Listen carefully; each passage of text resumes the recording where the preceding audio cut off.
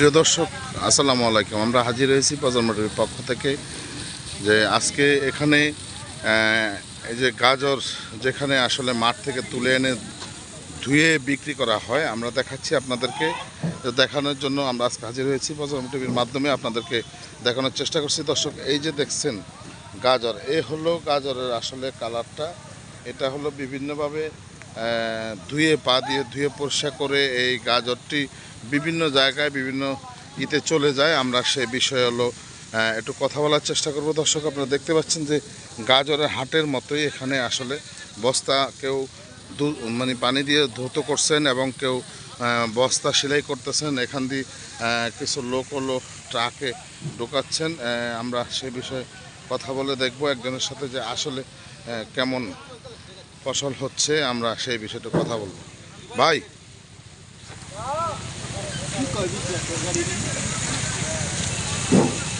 আপনি এই গাজর কি আপনাদের? জি। আচ্ছা, এই গাজরে এবার ফসল কেমন হয়েছে? গাজরের ফসল তো ভালো। এই বছর আমরা মানে বৃষ্টি নাই তো, এই জন্যই মানে ফলন পাইতেছি, ফলন নাই। ফলন ভালো হচ্ছে না। তো যেখানে আপনারা চাষাবাদ করতে যে খরচ হয়েছে সেই তুলনায় কেমন উঠছে? সেই তুলনায় এবার মানে কৃষক তো তারপরে ব্যাপারীরাও মার খাইতেছে। কৃষক তো মার খাইছে, এখন ব্যাপারীরাও মার খাইতেছে ওই ফলনের কারণে। ফলন কম হচ্ছে। আর কৃষক মার খাইতে হইলো ওই সময় মতো বীজ পাওয়া যায় নাই, সময় মতো সার পাওয়া যায় নাই, এই কারণে কৃষক মার খাইছে হইলো এইভাবে। তো বর্তমানে মানে কত করে চলতেছে গাজর? এখন 15-16 টাকা বেশি আছে।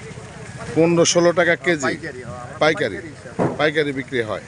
তো আপনারা মাঠ থেকে তুলে এনে হলো লেবারদেরকে দিয়ে পরিষ্কার করে তারপর বিক্রি করা হয়?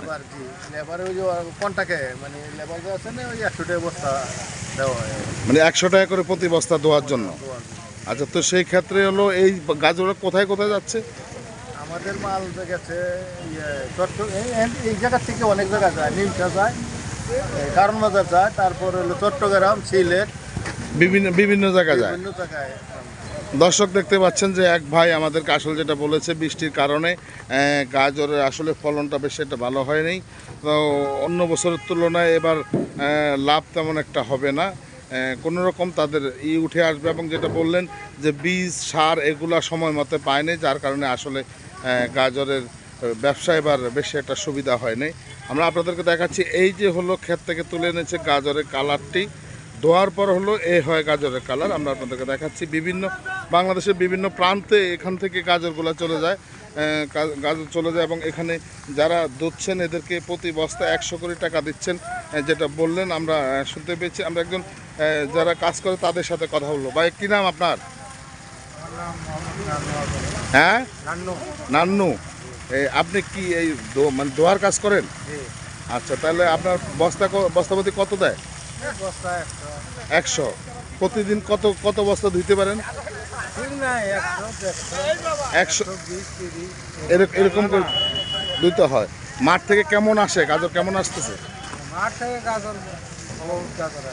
হ্যাঁ, ফলন বেশি, এবার ফলন কম হয়েছে।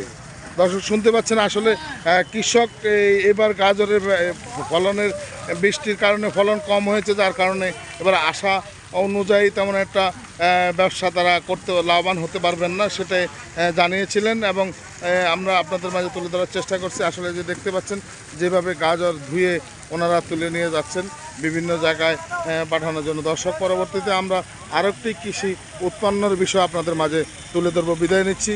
আমি বি চৌধুরী, হেমায়েতপুর, ভাকুর্তা।